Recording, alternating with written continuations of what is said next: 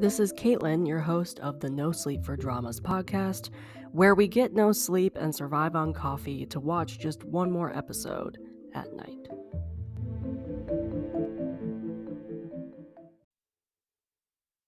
Hello, and welcome back to another episode of the NoSleep4Dramas Podcast. I'm your host, Caitlin, and today we're going to get a little personal.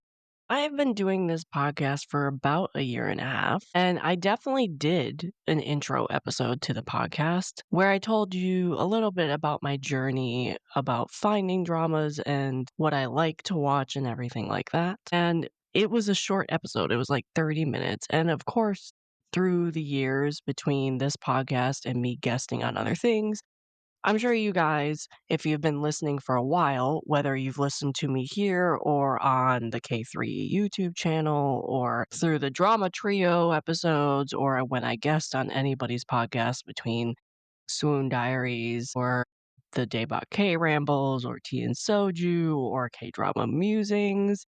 Shout out to all those wonderful Asian drama podcasts. You obviously have found out stuff about me, right? Just little things. But maybe you're new here. Maybe you haven't gone back and listened to that intro episode, or this is your first episode, right? So I figured I'd reintroduce myself. But along the way, also, I realized I never really talked about why I watch all Asian dramas. I don't just watch Korean, I don't just watch Chinese. And I remembered when I first started the blog for this podcast, and I'll go through the little history of that as well again. I wrote blog posts of every country of why I watched that specific country's dramas. And some of the reasons were the same, but some of them were different depending on the country. So I figured, why not reintroduce myself, talk about my little history of watching dramas again, talk about the little history of this podcast again in case you didn't know, and then talk about why I watch Asian dramas and like reasonings. And maybe you'll agree with my reasonings, maybe you won't. And I'm going to go through every country because sometimes there are different reasons for different countries. Some of them are the same. I obviously won't repeat the reasons, but if they're different, I'll point that out. I'll also talk about my first dramas for every country in case people are wondering. But this is basically me reintroducing myself to the new people who are here. And also, if you have been a long time listener, maybe you'll learn something new that you didn't know before.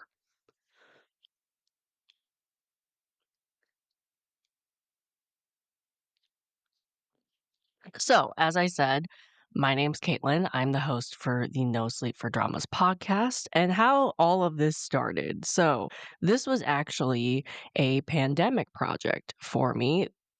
I was at the time, living in DC. I was working a 9 to 5. We changed the home like everybody else. So, I was working at home. I was of course, isolating myself and not leaving my apartment. And I was like, well, what am I going to do with all this time that I now have? And before this, I had been on social media for many, many years, just talking about Asian dramas. I would pop in to people's conversations on Twitter.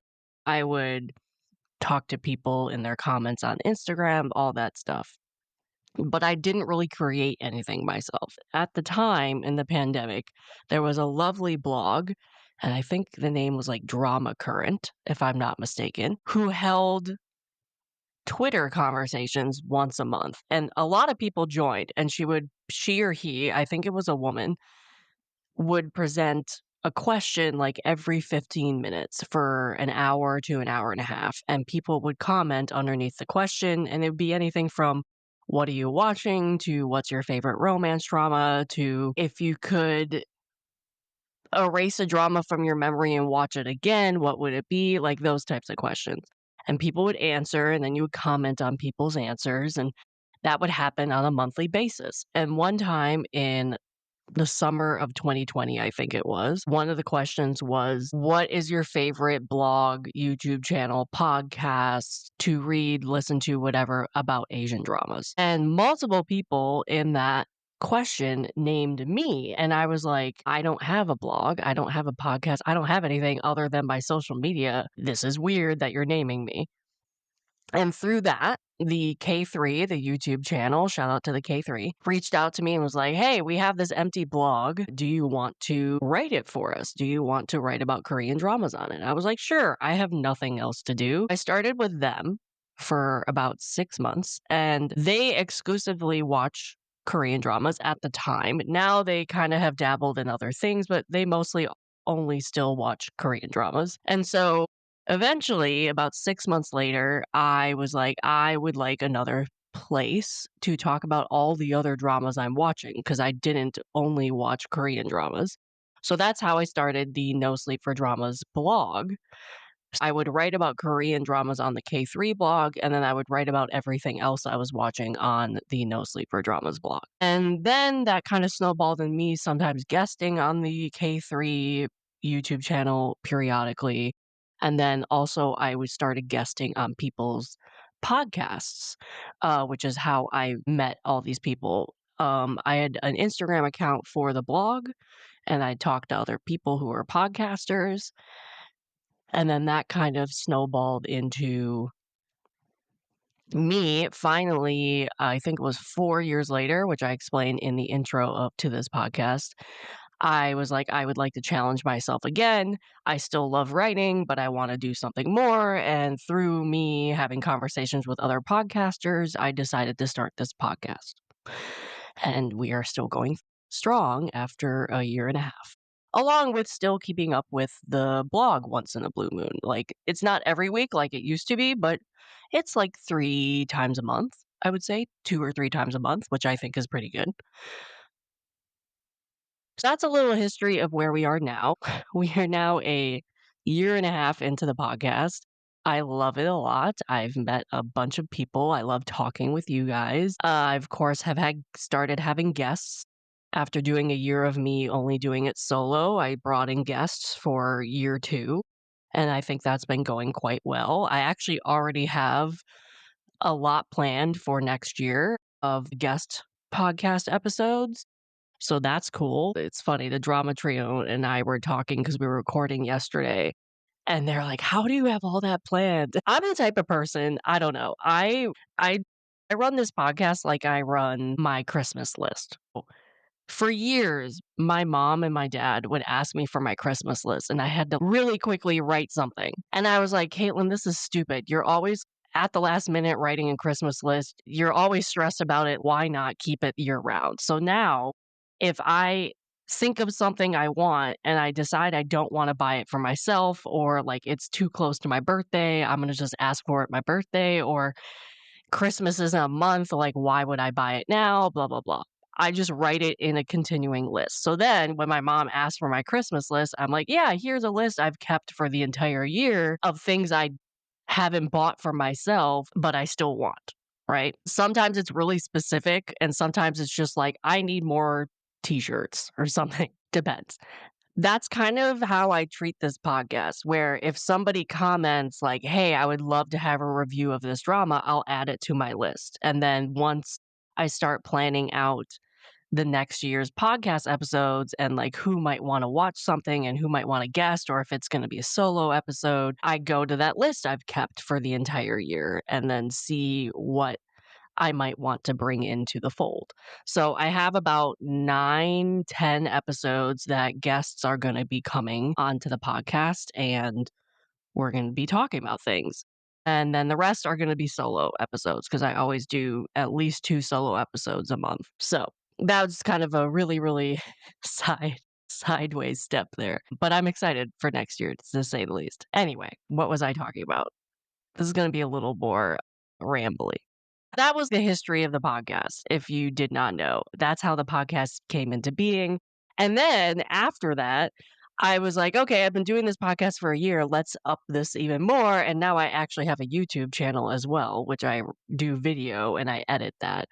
And those are like mini reviews and mini conversations, not long conversations like you have on podcast episodes.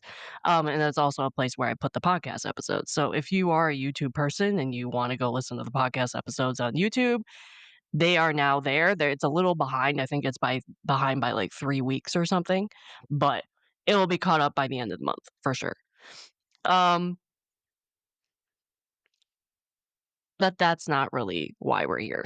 That's a little intro to this podcast, this blog, how this all came into being. And then I'll do a little intro of myself again in terms of my drama watching history in case you guys haven't listened to the intro episode. And then we'll move into the meat of this episode, which is why I like dramas. I've been watching dramas for a very long time. I started watching my first drama is in 2008, maybe 2009, around there. I think it was 2008.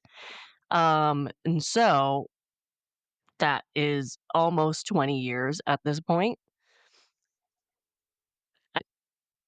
I was living in the Midwest, and I was living in the era of you would find the dramas on YouTube, because at the time, streaming services did not exist. If they did, they were, like, in their infancy, but I don't think they even existed yet, and what you would find is you would find Korean dramas especially cut up into really, really, really small pieces, so, like, 5-minute clips of an episode, and it would be in a long playlist. One day, I was really bored, it was, like, a Saturday, I think, and I was scrolling YouTube, and I happened across I don't know how it happened, but I happened across the Korean drama Boys Over Flowers in a huge playlist cut up into 5-minute segments for an episode. So, like, if episode 1 is, I don't know, 50 minutes, it would be 5-minute segments of that 50 minutes, and then all the episodes were like that. So it was a super long playlist. And I watched the entire playlist, and that's how I watched Boys Over Flowers. It was subbed and everything, but I just I had to watch 5-minute clips and then go on to the next 5-minute clip.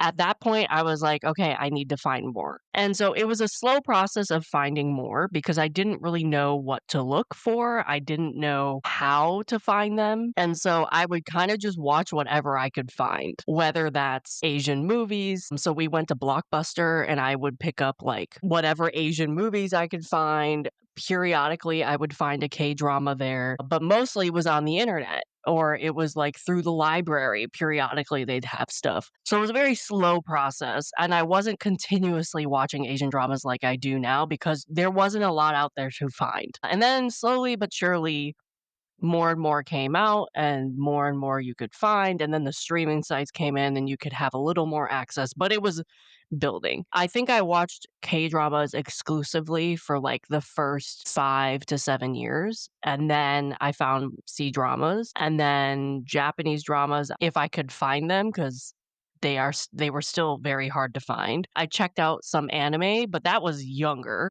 before I even found Korean dramas, because I watched anime on Cartoon Network, if you remember Cartoon Network. Because I think my first anime was Sailor Moon, which if I remember correctly. And then now I watch everything. I didn't get into Thai dramas until, like, 2020.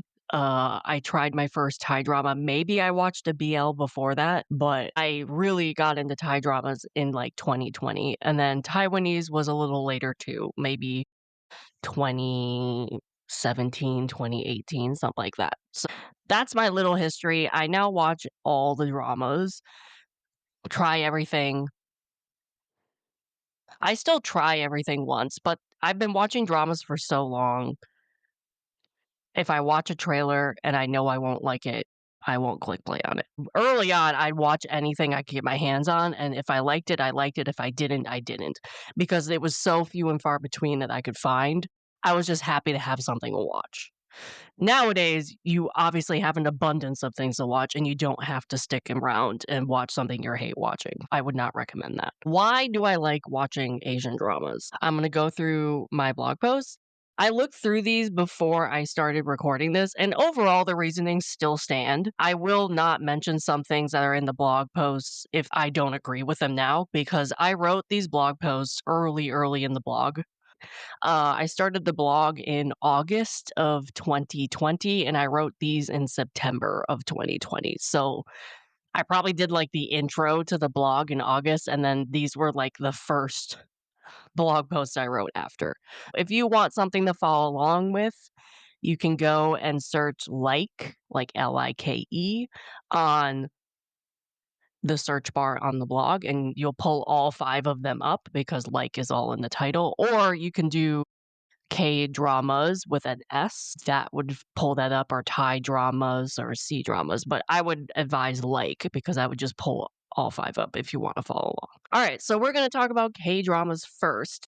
Obviously answering the age-old question of when you say you watch Asian dramas, you of course have the questions, how did you get into Asian dramas, as I just answered, and why do you like Asian dramas? I'm sure I'm not the only one that has ever had that question posed to them when you have people ask you, what do you watch? What do you like to watch? What are you currently watching? That type of thing. And the reason why I wrote these out when I did by country was because it's hard to answer this question, especially for me, because I like dramas from certain countries, and there's other genres that I won't touch from other countries. And I have found that out just through trial and error, watching different countries for so long, and now I gravitate towards, okay, I wanna watch a romance drama, these are the countries I'm gonna go watch them from, right? Again, though, if somebody's like, "Hey, you might like this, check this out," I won't say no. I might not stick with it, but I won't say no. So, why do I like Korean dramas?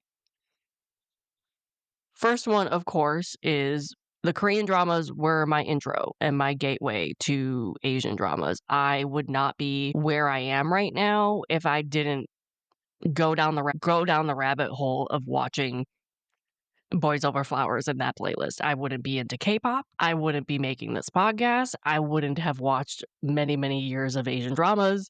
Of course, Korean dramas are kinda gonna be the nostalgia for me because they were my first and my intro to Asian dramas.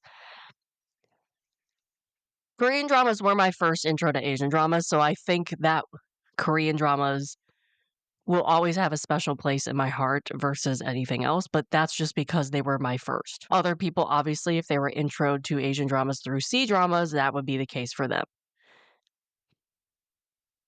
But that's why, is like, in K-dramas were my intro and my gateway to Asian dramas, so I feel nostalgia towards that.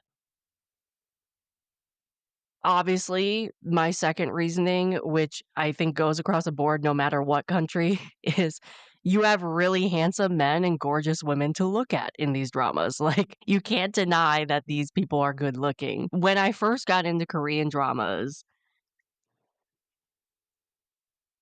like, you can't deny when you, like, get into Korean dramas, you definitely click play because of a picture or an appearance of an actor on a poster or a trailer or something, and you're curious about it. And we're all human. We're like, "Okay, this handsome dude is swinging a sword around. I need to check out more." You don't know anything about the drama, you don't know the plot, you just see a good-looking man or a gorgeous woman, you're like, "I'm gonna click play on this." We're all human, okay? So, of course, the gorgeous women and the handsome men pulled me into Korean dramas, or in any drama really, because obviously all the countries have gorgeous-looking people all the time. Another thing that I think is not unique to Korea, because obviously other countries have this, but the cinematography. I remember when I watched more and more Korean dramas as I got my hands on them, I was surprised with the cinematography. I am one of those people where I notice cinematography when I watch dramas. Um, and I've said that many times on the podcast. I love looking at cinematography. I love looking at camera angles. I love picking out the unique ways that dramas decide to shoot a scene, and then I analyze it, and I'm like, "Well, why did they decide to take that route? Why not do it this way?" I'm really into cinematography. So, I, of course, notice as I watch Korean dramas that they did it differently. They set stuff up differently. They did a camera angle differently, how I had never seen it done before. They obviously had different settings and locations that I had never seen because they were obviously shooting in Korea, which I at the time had never been to. So the cinematography really drew me in and made me want to check out more and made me want to see what was being done not only by Korea with their dramas and cinematography, but other countries eventually. And I still notice cinematography when I watch dramas. I still pick out beautiful scenes because I was already doing that with shows I was already watching. Like I will remember watching like a movie in my drama class when I was in middle school, and I was like, "Oh, that's a really nice scene." I don't remember the movie, but I remember having that thought. So for some reason, I always picked out cinematography when I was watching something, whether it was an English speaking show or an Asian drama. The cinematography really made me more interested to check out Korean dramas because I noticed things when I watched Korean dramas and I was introduced to them. The OSTs were a big draw for me with Korean dramas. We all know music can tell its own story and add emotion to a scene. With American shows, at least the ones I had been exposed to, there wasn't a thing, at least, and this is what, like 2008, I was in maybe high school, middle school when I found Boys Over Flowers, something like that. I had never come across a show that had songs dedicated to that show, right?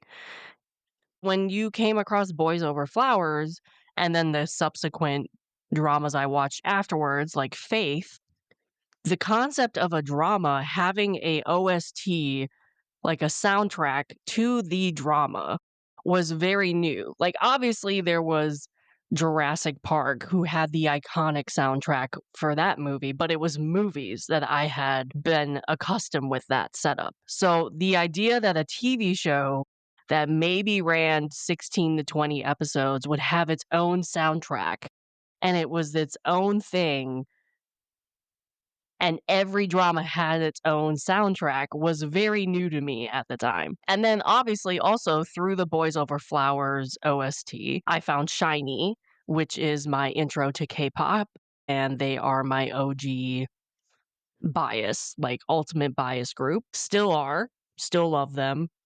So I also have a soft spot for that because that brought me into K-pop and introduced me to a bunch of other groups and soloists, and I still listen to K-pop constantly today.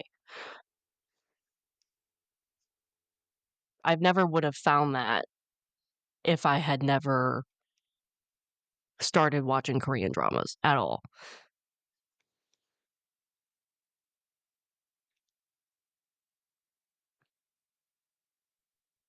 Okay, so the next one was the story and the plot for Korean dramas is another reason why I watch them.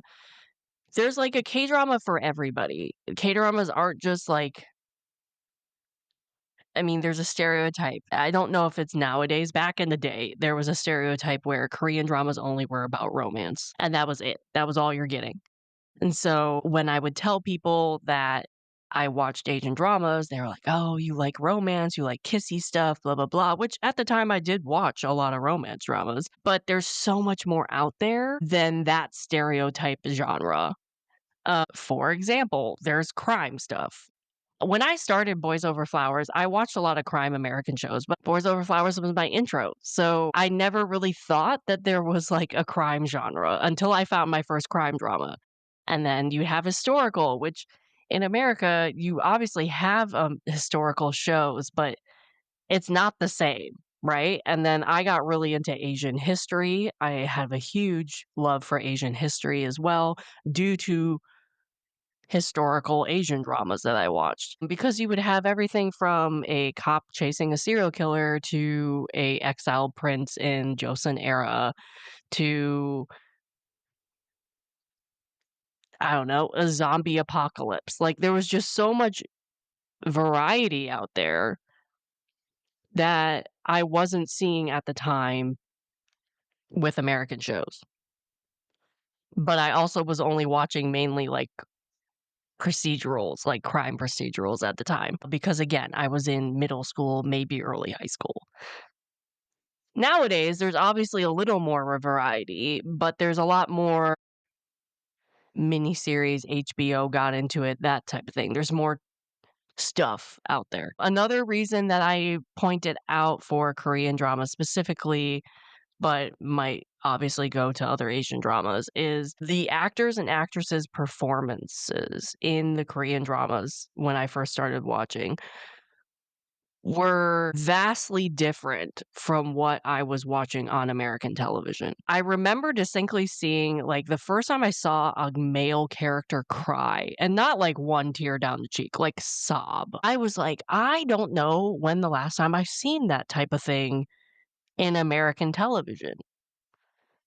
Because there's obviously stereotypes being written into the American, the Korean, any genre, any country has stereotypes written in and societal standards written in. And it was just so refreshing at the time to see a guy absolutely collapse and sob on the floor and have this emotional scene. And it just, the emotions were just so different than anything I had seen at the time.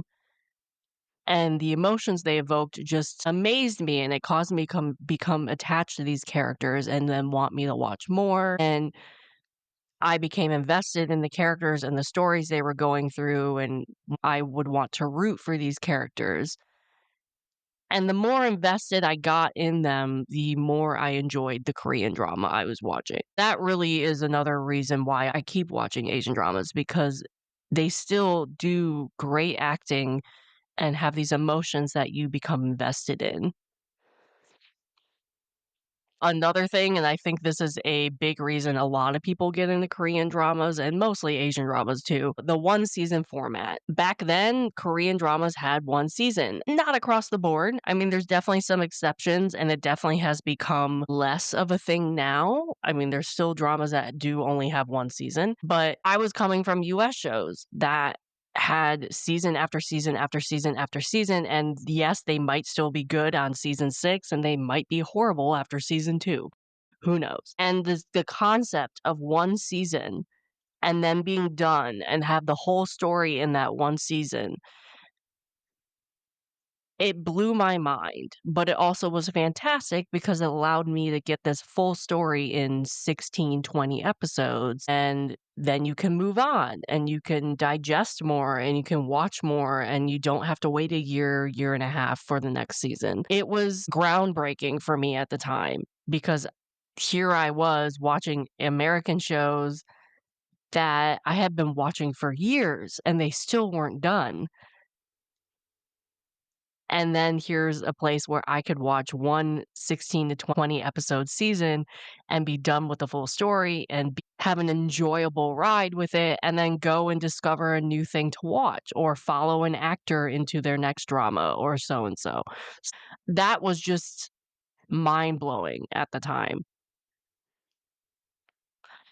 And then the last one that I named in my Korean one is, and I think I named this in all of my Asian dramas, and I think people would agree, escapism. We watch Asian dramas because of escapism.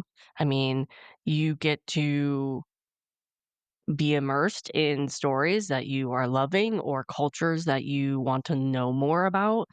And for an hour, 2 hours, whatever, however long you're watching, maybe you're binging a drama, and you just enjoy the drama and the story that is playing out on your screen. It's a good distraction, it's a relaxing distraction. I just loved the stories and the worlds and the culture that Korean dramas and then eventually all Asian dramas pulled me into, whether that was a epic romance or a mystery that I wanted to figure out. Just the stories were captivating and riveting and just wanted to make me click play on the next episode.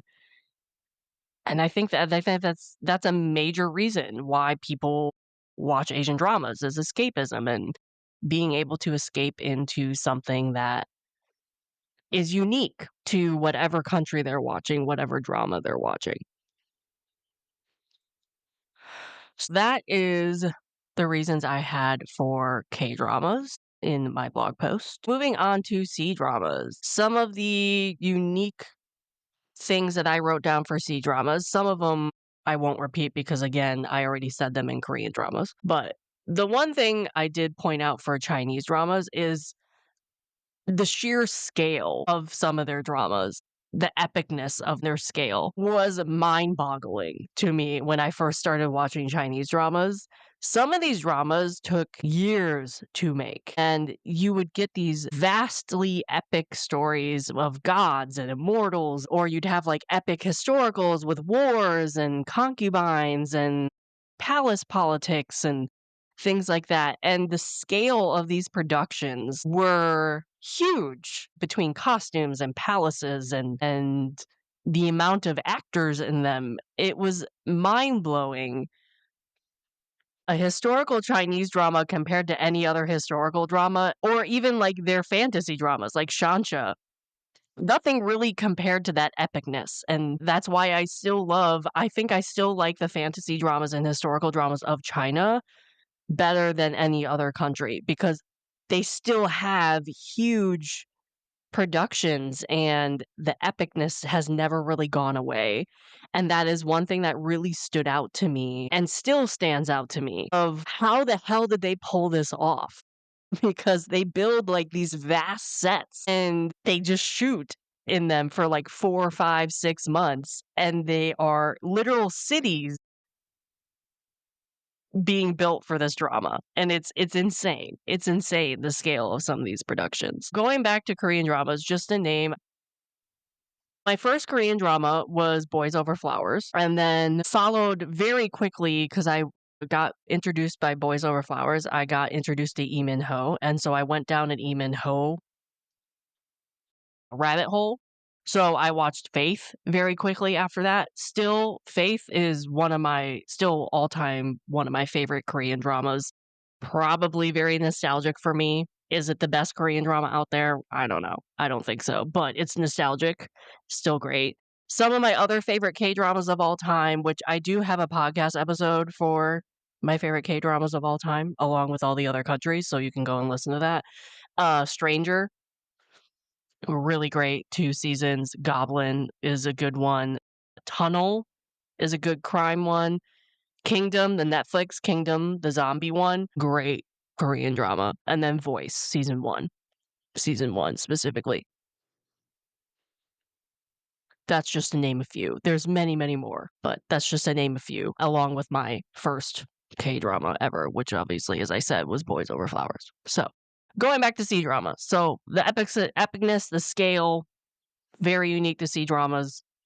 Still mind-blowing, still impressive. I love that. The other thing with fantasy dramas, C-dramas still by far are my favorite.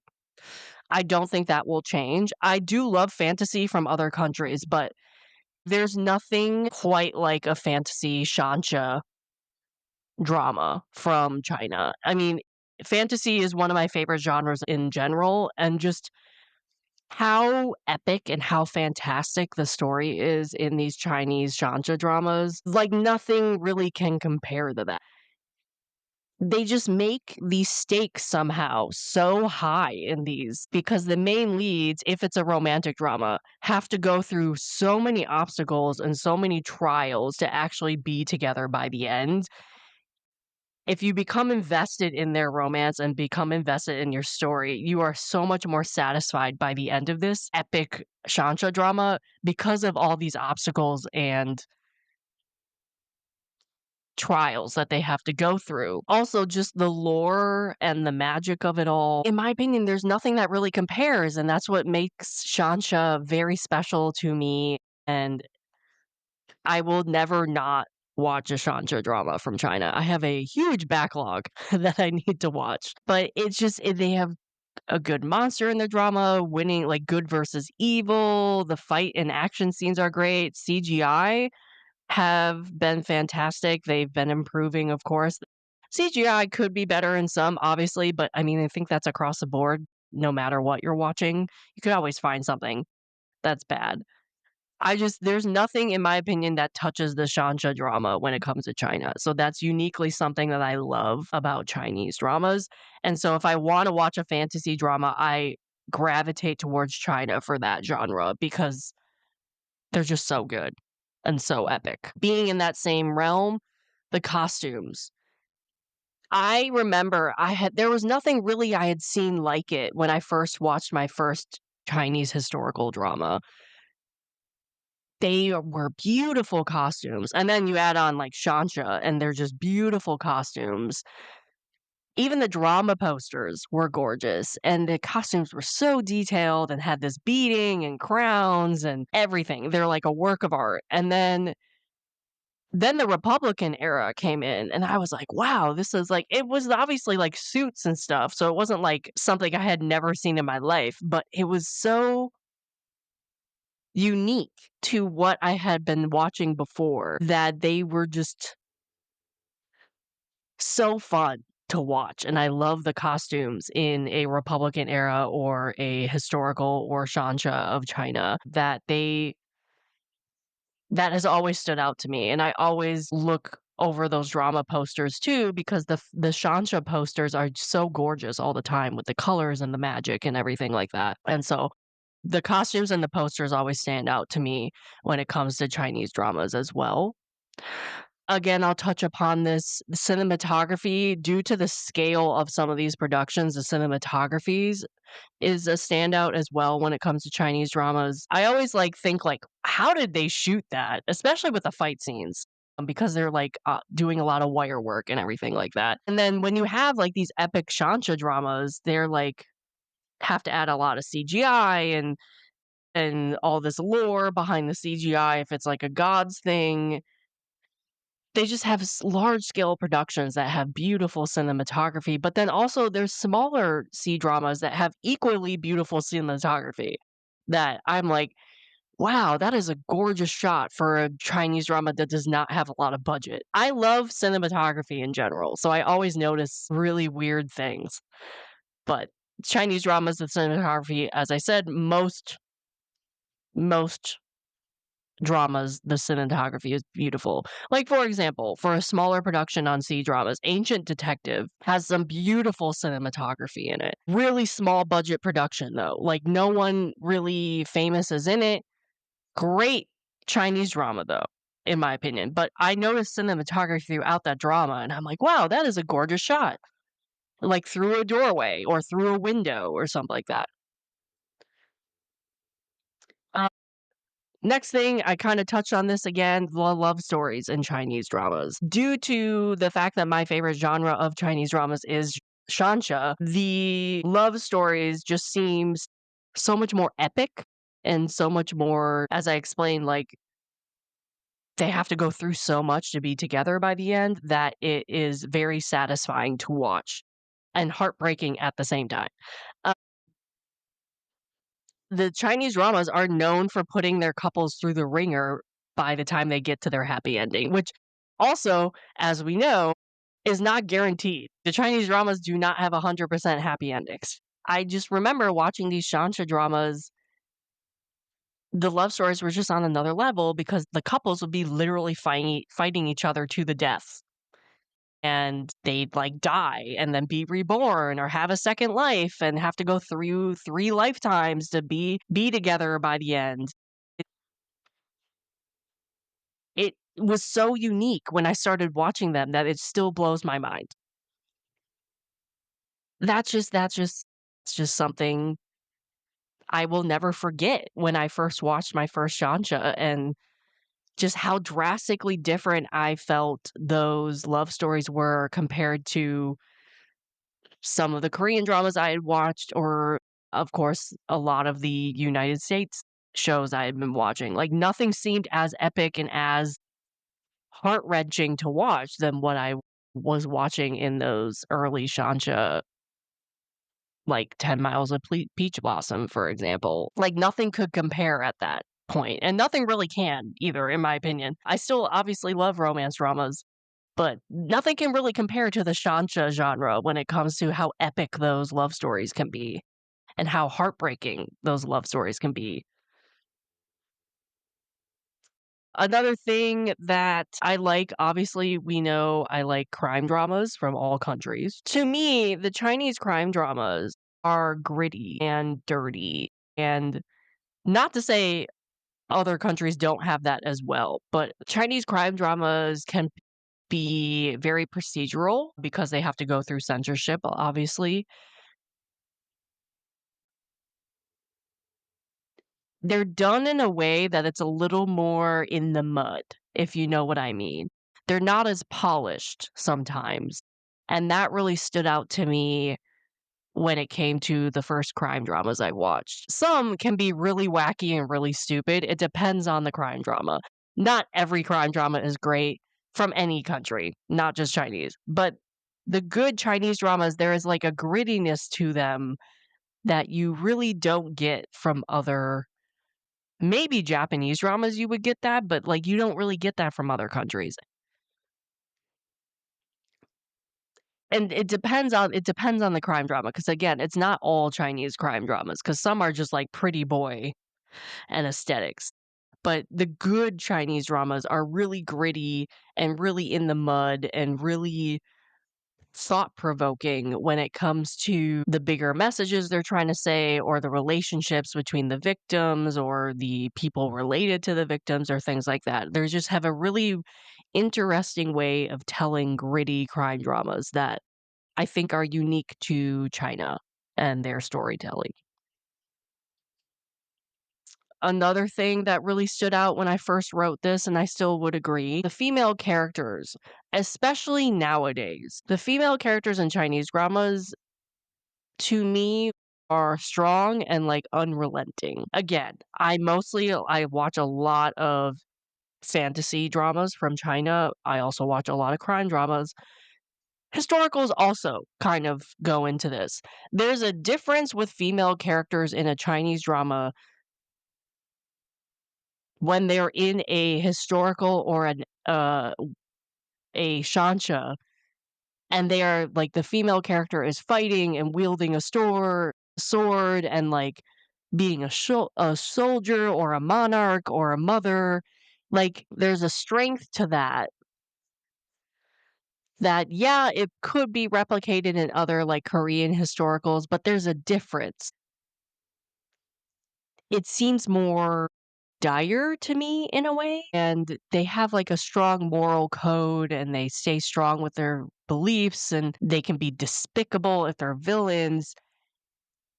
But what I love watching, like, a strong female lead, especially in historical, is revenge, is just such a sweet, satisfying thing to watch when it comes to a female character historical Chinese drama. There's just something really unique with that setup and how they are stubborn and stand up to them like their male counterparts, or like are equal to their male counterparts, or the male lead if it's a romance drama. The banter is different. It's just the female characters in these types of setups and these types of stories when it comes to Chinese dramas. They stood out to me when I first watched Chinese dramas because my first Chinese drama was Memory Lost, and that is a strong female cop lead. She does not take any shit.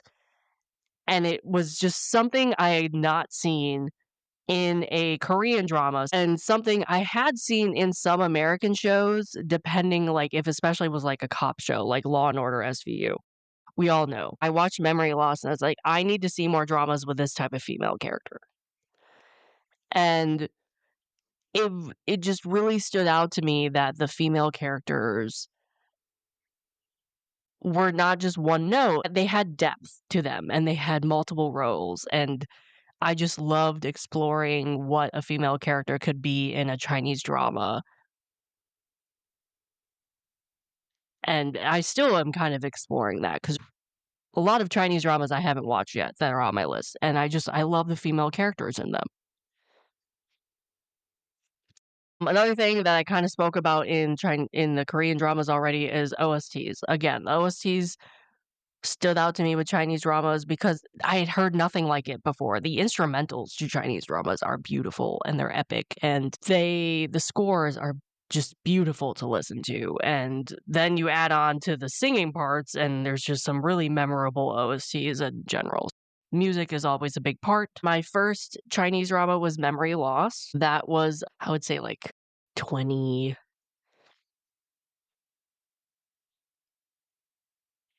2017, I think. I think I came back from Peace Corps and I watched it. Yeah. Yeah. And then it kinda just snowballed from there. Some of my favorite Chinese dramas, were The Untamed, of course, Lost Tomb. I'm a huge Lost Tomb, Candle in the Tomb, any type of grave robbing Chinese drama, I'm there. There's a lot of them I haven't seen. Tianxic Mystic, kind of the same, like grave robbing, but it's like a crime, supernatural at the same time too. Season 1. Season 2 is not as good. And then 10 Miles of Peach Blossom, I have to name that. That's one of my favorite shows of all time.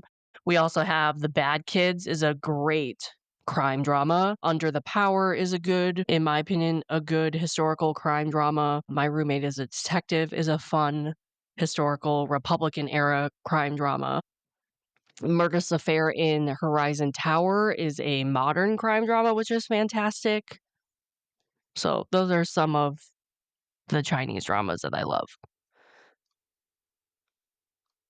We'll go on to Japanese dramas. There is some major differences when I watch Japanese dramas that I only find in Japanese dramas and I only like in Japanese dramas versus any other country. So, for example, the romances. If I want to watch a romance drama, I look at Japan first. They are my favorite when it comes to the romance genre.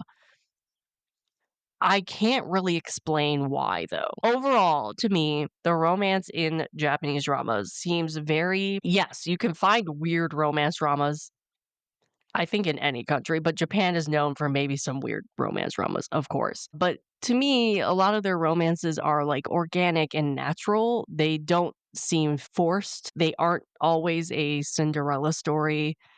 Not that they have never done that type of story, but they don't seem as staged as some of the other countries sometimes. Also don't guarantee a happy ending, which I think is somewhat realistic, which I like realism in my romance dramas.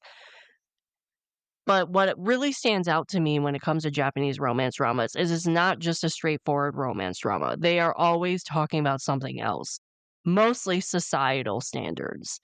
And I just love when they do that. I love it. I love when they talk about society and bring in issues with society that are then addressed or talked about in their romance dramas or any drama really. For example, the He's Expecting. It's a 2022 drama on Netflix, and it's in this alternative world where the men get pregnant and the husband of this woman gets pregnant for the first time, and he has to deal with what it's like to be pregnant in Japanese society. And I was just like, wow, this is really unique and really eye-opening. And it called out things like how he was treated in the workplace type situations, or on the street, or on the bus, or on transportation, that type of thing. I loved that conversation. I loved that conversation. Yeah, it's a little weird because obviously the man is pregnant, but it's the societal issues that is discussed in that drama. It was just so good and so well thought out and brought up. I also love that the Japanese romances seem a little more laid back and relaxed, and that also makes them a little more unpredictable. Not all of them. Some are absolutely nuts and crazy, and you're like, "What the hell is going on?" But their slice of life romances are so relatable and so comforting, and I love romance dramas from Japan, because they're just so unique. Uh, the next thing is Japan has some crazy dark crime dramas, and they do crime dramas so well, so well. They aren't afraid to discuss some really hard topics.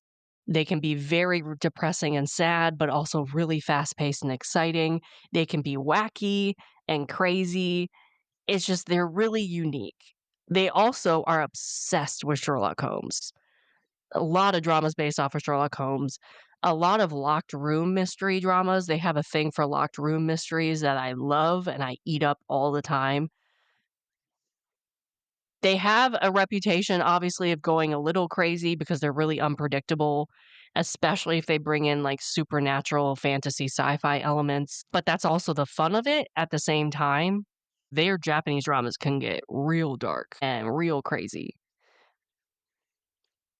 Example is Erased. Erased is a really dark but really amazing crime drama. We did a Versus episode on it, but that's an example. Um, Again, OSTs kind of stand out. They seem to take a little more risk when it comes to their romance dramas. You might think, oh, it's going to be all fluffy songs. Sometimes they're not. Sometimes it's very oddly, they pair things together that might not sound like they're good together, but then it works type situations. They take risks with their OSTs. They have amazing OSTs though, because they like Korean dramas and like Chinese dramas. Like they bring in their J-pop and J-rock stuff and really nice, and I think they complements the dramas really well. But they do take risks. Touch again, cinematography, Japan shoots their dramas.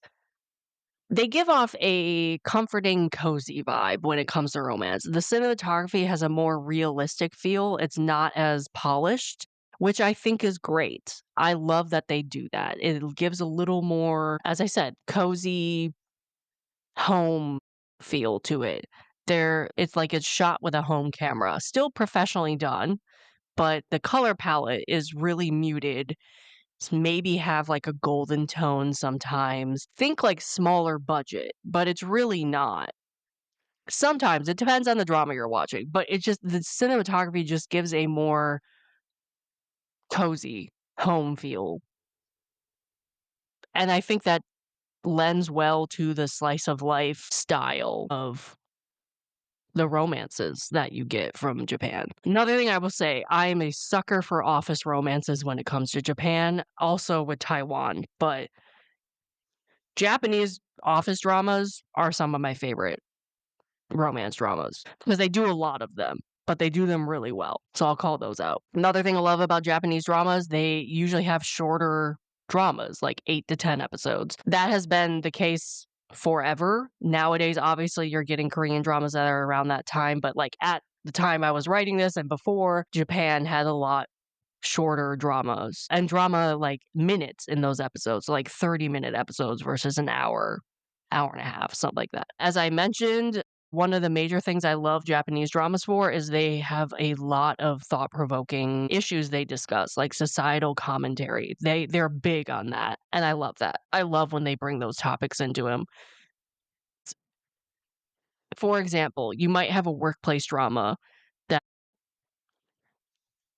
would be like on the surface, it's like a romance drama, but then under it, you're also talking about the workers' personal lives, like being a new mom or a working mom, or being the mouse in the corner who doesn't have a lot of confidence, and you meet somebody else who helps you out and brings you out of your shell, that type of thing. Like they're always talking about societal issues, and I love that. I love that because I think that's not that none of the other countries do that either, but like Japan just does it so well and does it so uniquely Japan that I always look forward to that type of stuff because I know when I click a romance drama, it's not just straightforward romance at all.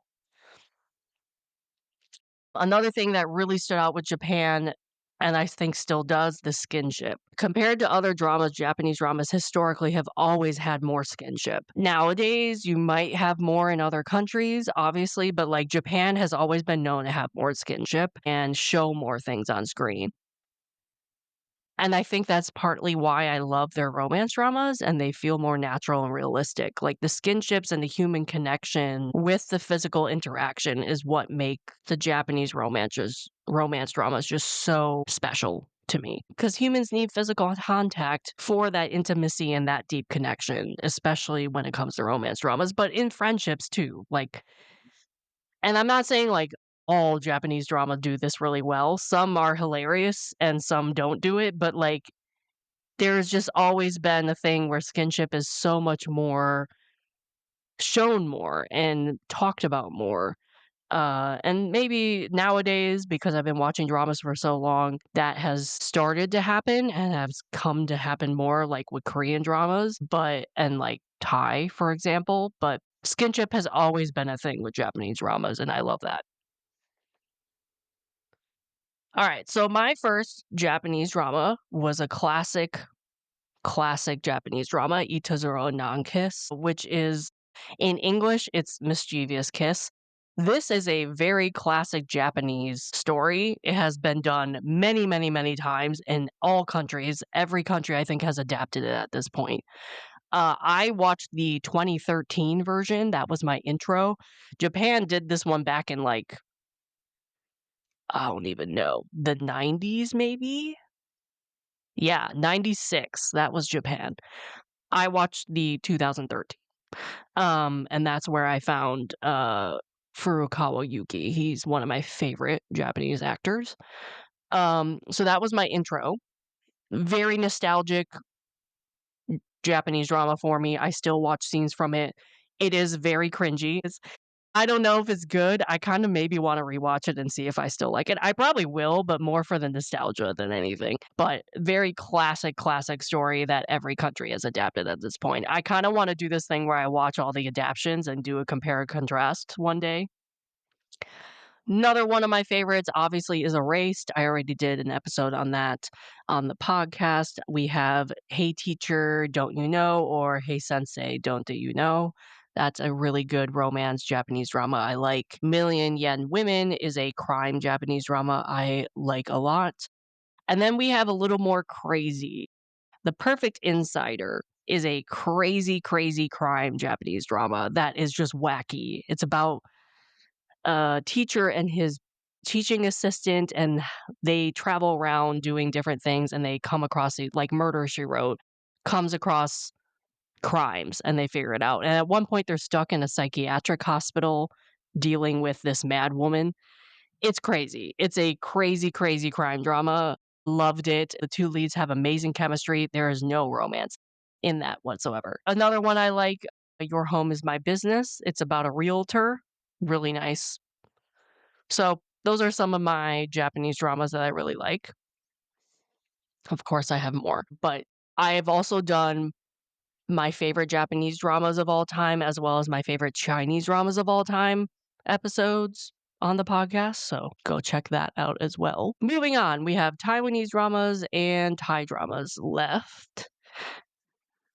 I have not seen a lot of Taiwanese dramas. I still like them, but I will say Taiwanese and Thai dramas, I have not seen a lot. I'm not the expert when it comes to these. What I like to do with my blog posts and my podcast in general is I like to talk about dramas and watch dramas that people might not know about, people might not have much exposure to.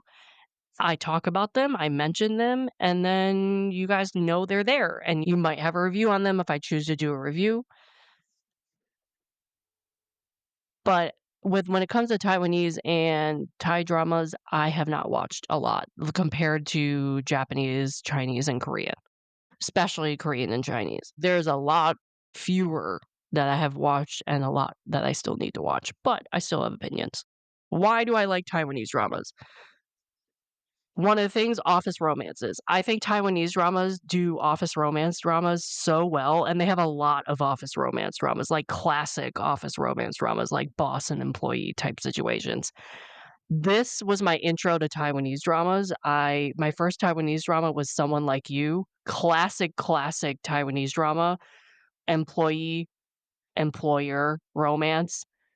I think that's probably why I love office romance dramas from Taiwan because it's a trope that was my intro to Taiwanese dramas.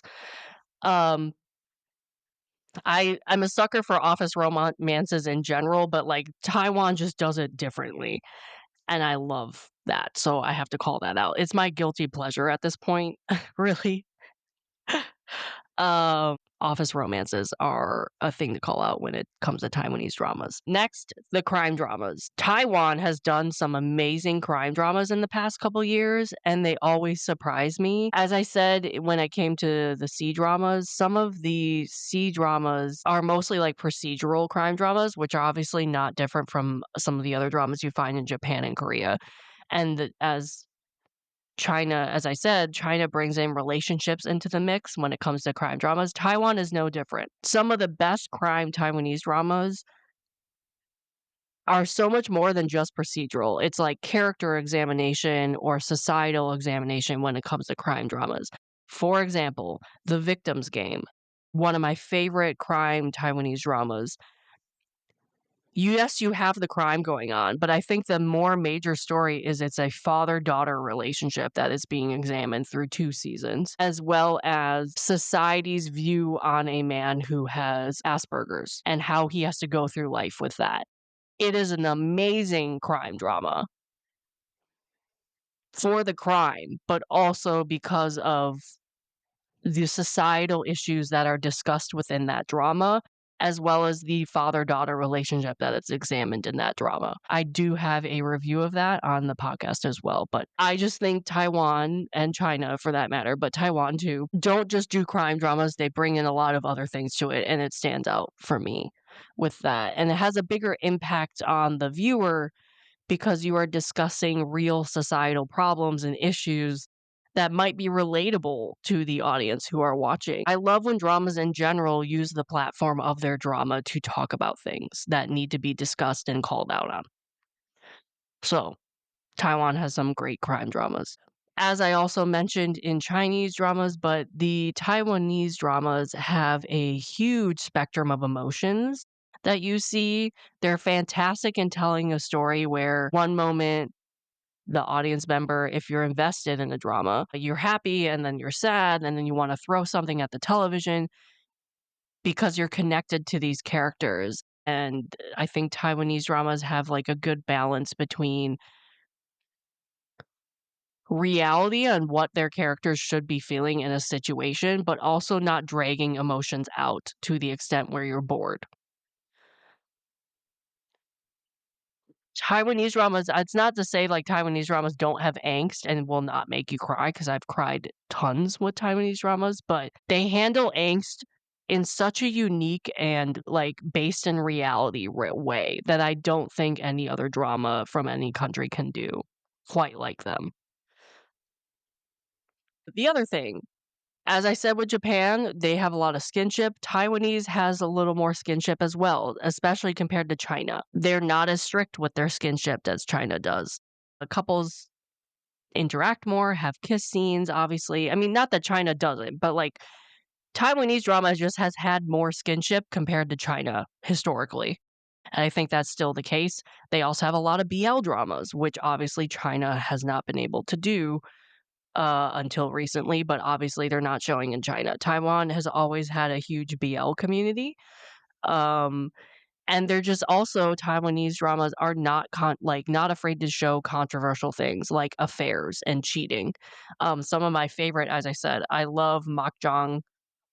I might not have said this here. I may have said it in my intro to this podcast episode, but I love Makjang and cheating stories. The crazier the better, the more drama the better.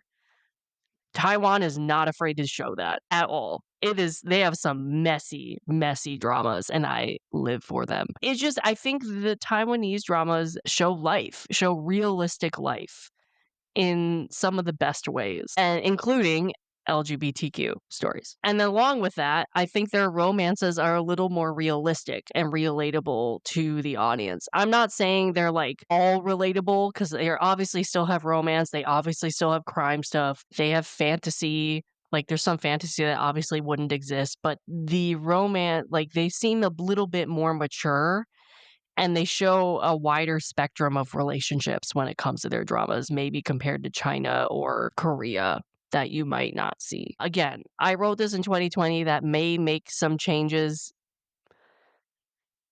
like Chinese and Korean dramas may have made some changes till then, but I still agree. The Taiwanese romances are a little more grounded and realistic sometimes compared to some other countries.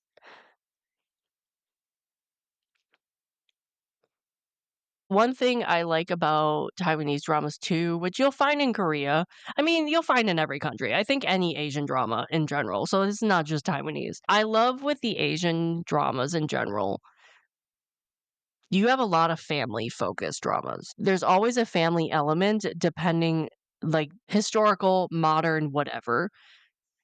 And it's I think for me, that has always been unique when it comes to Asian dramas because, yes, you have family elements or family dramas in American, British, whatever shows, but there's something really unique, and I think it's culturally unique when it comes to Asian dramas and the family element to it because it's an ensemble cast, you get a lot of stories.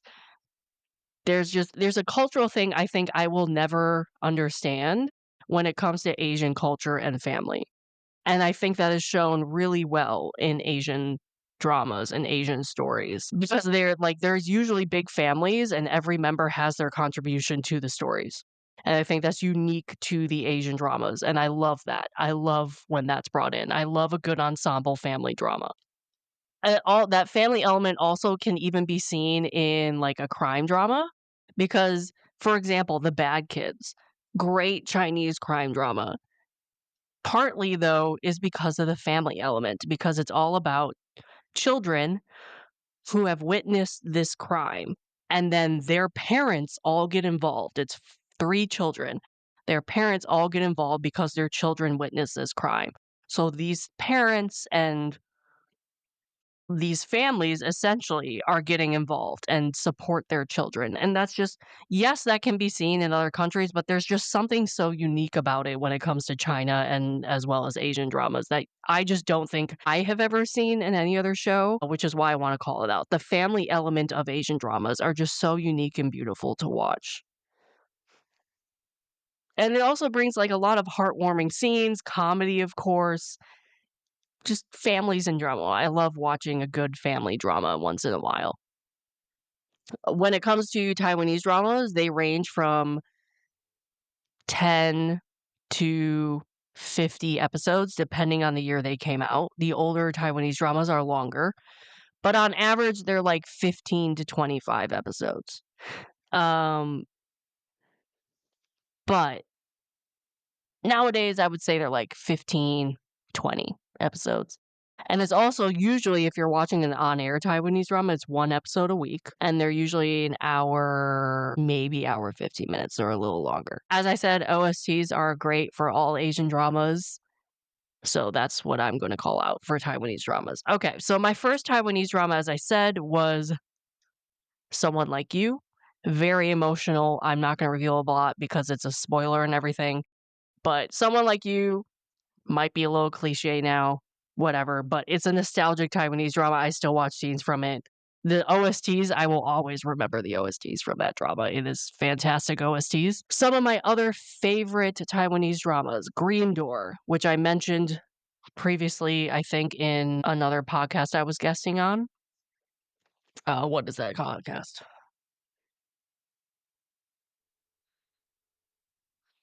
I think I mentioned this in my crime dramas episode with How I Met My K-drama. I think that's where I mentioned Green Door. Green Door is a fantastic supernatural, mind-bending psychiatric crime drama. Really good on Netflix. Classic, really good Taiwanese drama that I'm addicted was Before We Get Married.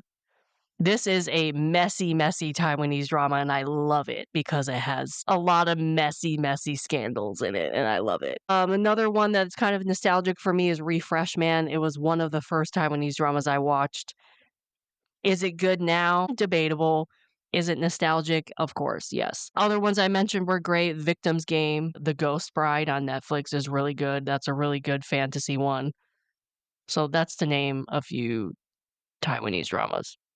All right, lastly, we're going to talk about why I like Thai dramas, last but not least. As I said, Thai dramas are the newest Asian dramas I've been watching. I would say 2020 is where I really started watching Thai dramas, maybe on like a semi-regular basis. I still don't have not seen a lot of Thai dramas. I do not think I'm the expert on this. There's many other people who have have watched more, especially when it comes to the BL.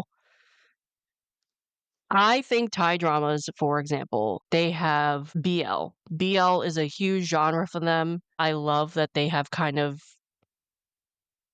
carved that out for them because they are kind of the pioneers when it comes to that. Skinships in that same conversation too. This is another country that does a lot of good physical contact with their couples, and everybody seems comfortable with that, at least on screen in the dramas. And it's nice to see. As I said, it's nice to see skinship and physical contact when it comes to romantic relationships in dramas. I am also like most of the Thai dramas I watched, I have seen a lot more LGBTQ dramas. So I might be a little biased when it comes to that type of genre when it comes to Thai. But the fact that Thai dramas make a lot of these dramas and they're kind of known for that, I appreciate that because that was really the first introduction when it comes to LGBTQ that I saw in Asian dramas. Now, obviously, other countries make them. I don't know who was the first to make them. I'm not gonna try and say what, but Thai was my first introduction to that type of genre when it came to Asian dramas, so I always appreciated Thai for being my introduction for that, and then kind of, to my mind, pioneering that. I don't know if it's actually true because I know Japan has a lot of them. Korea has started making them. Obviously, Taiwan also has a lot of them, so I'm not sure who pioneered it, but for me, Thai drama has always been the LGBTQ. When I think of LGBTQ countries, like drama countries, I think of Thai first because that's where I watched my first ones. So I always liked that about Thailand. Of course, they have Lockhorns, which are crazy, crazy, crazy dramas, and I love them. But a lot of my gay, lesbian, LGBTQ dramas I watch are from Thailand. It's that same thing, couple chemistry. I think a lot of their couples look comfortable on screen. They have great chemistry. That always, I think, gets called out a lot and really good on Thai dramas. Because Thai dramas are so short, I think they're also really easy to binge. Usually they're like 10 to 12 episodes, maybe 45 minutes long. So I tend to binge Thai dramas. I don't tend to watch them as they air, which is why I have a lot of Thai dramas on my plan to watch list that I need to click play on. Also, the first time this I think has now stopped, like not stopped, but like kind of become equal. But when I first got introduced to Thai dramas, it was very apparent that Thai actors and actresses did a lot more social media than any of the other countries that I saw. Now, obviously, I think it's a little more equal, but like the Thai actors and actresses are very, very involved when it comes to social media, which we appreciate because we like seeing videos of them and scenes of their dramas and interviews and things. Obviously, all countries do this too, but it was just when I wrote this in 2020, it stood out to me when I first got introduced to Thai dramas because I saw them everywhere and they each had their own accounts and everything like that. So the social media interaction when it comes to Thailand is very different from anything I had experienced with any other Asian drama at the time and to this day too. And then I also liked, due to the LGBTQ aspect of the dramas in Thailand, the variety of couples, but also you get dramas that had multiple couples in them. Um, where you'd have like a LGBTQ couple or a drama that had a heterosexual couple in them, or maybe a trans character or something like that. But also, and I don't think this is unique to Thai as much, but like when I first got into Thai dramas, it was unique because maybe with Korean dramas, you would have the main couple and then maybe a second couple. But in Thai dramas, a lot of times you have like 3 to 4 couples that you have stories with, which was so unique at the time when I found Thai dramas. And they're so different and they have multiple issues that they're dealing with. I love when a drama has multiple couples because then if you don't like a couple, you can not watch their scenes or whatever and then go watch the ones you like. And so to have 3 or 4 couples in a drama was so refreshing for me to see. And then also with talking about LGBTQ dramas, as a LGBTQ person, I found that Thai dramas, it was refreshing to see that relationship on screen and just like, yeah, The early gay relationships did not have a lot of happy endings to them. Nowadays, though, it's a little different, and I think what I liked about Thai dramas and still like about Thai dramas is they treat the LGBTQ couples as, like, regular, normal couples. It's not called out as much, I guess, like, yeah, Japan has that same thing, like but, like, it was, like, my first time when I watched these types of dramas with the LGBTQ dramas they had. I was like, 1, there was not anything else I'd really seen like it, and 2, it's like, "Oh, this is like they're like a regular couple. They're like a regular heterosexual couple, and they're treating them like that. They have this whole storyline," and it was just so refreshing to see that, where they were having regular normal couple issues and it wasn't just, "Oh, you're having this issue because you're 2 men," or "You're having this issue because you're 2 women." No, you're having this issue because 'cause you're a couple and you have been dating, and there was no distinction between the 2, and I think how the stories came out with that made me relate to these stories more and made me like and appreciate these stories because they treated them as normal couples. Obviously, other countries have followed suit, and we now have a lot more broad countries doing that and a lot more countries doing that. But at the time when I started watching Thai dramas, that was really refreshing for me because that was my first real introduction to that. So I will always appreciate Thai dramas for that, and that's why I continue to watch Thai dramas. Um, and then we get to the Lockhorns. It's just you have, like, LGBTQ stuff, and then you have Lockhorns, and I go to Lockhorns because they're so crazy. Like, they're like makjangs. They're like the daily Korean dramas. They can get nuts. They can have, like, birth secrets and deaths and reborn people and, like, everything you could possibly think of that could, like, drastically affect people's lives. I love Lockhorns because how crazy they can be. They are more accessible now, but, like, I was not able to watch my first Lockhorn until 2020, mainly because I just didn't click play, but 2, because I didn't know where to find them until I've discovered they were a lot of them were on YouTube. You will find some now on Viki, but I still watch and maybe iQIYI. iQIYI has a lot of Thai dramas too, but and WeTV too, but Lockhorns you will find on YouTube and maybe Viki, but I think I appreciate the Lockhorns just how crazy they can get. They also do Thailand does horror really well. I've tried a couple horror. They're really scary in my opinion. I don't watch a lot of horror, but Thailand does horror very, very well. Alright, so my first Thai drama, and I wanna say it's this one, I'm almost positive it is. If I watched something before that, I don't remember. The first one I remember watching, though, was Until We Meet Again, which is a classic, classic, classic Thai drama, and I think I watched what is the one after that? I, of course, have watched Between Us since then because they were my favorite couple, and they still are, I think, but Until We Meet Again is one of my favorite Thai dramas, and I think will always be one of my favorite Thai dramas. Let me see. Uh, the first Lockhorn I ever watched, and again, I think this is why it's one of my favorites and will always be one of my favorites. The English title is The Last Promise. I found this on YouTube. It has Tor in it, which who is one of my favorite Thai actors. I will watch Tor in anything. This was a older woman, younger man romance, which I'm a sucker for. This was amazing. It was so good. I was addicted to it. I was so glad I didn't have to watch it as it aired.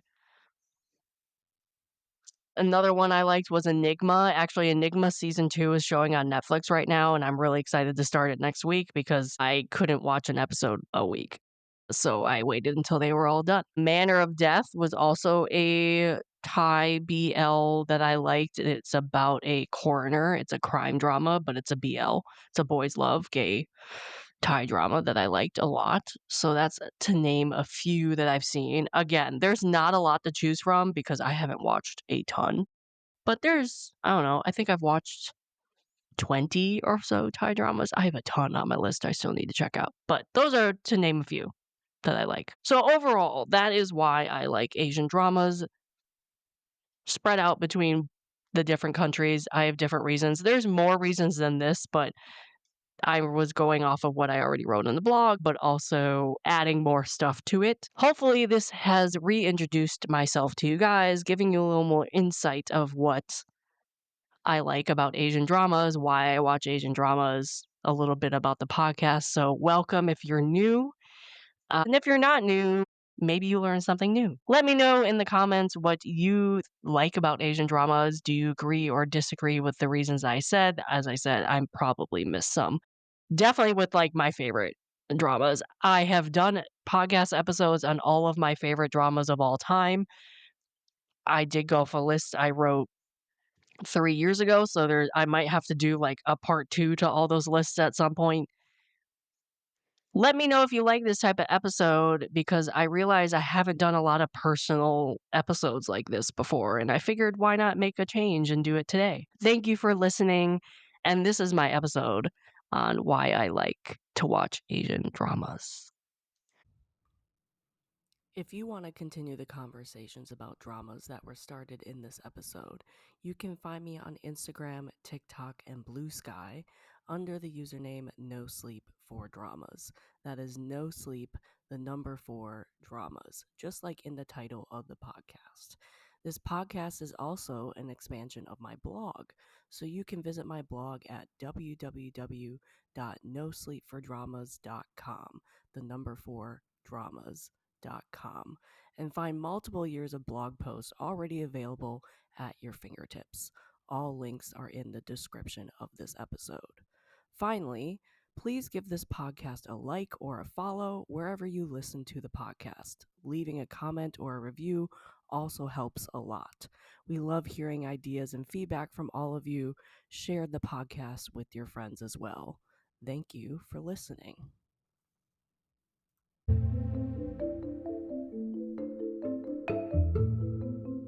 This has been an episode of the No Sleep for Dramas podcast, and I am your host, Caitlin. I will see you here next time, and I hope you get no sleep chasing the next episode just like me. Good night.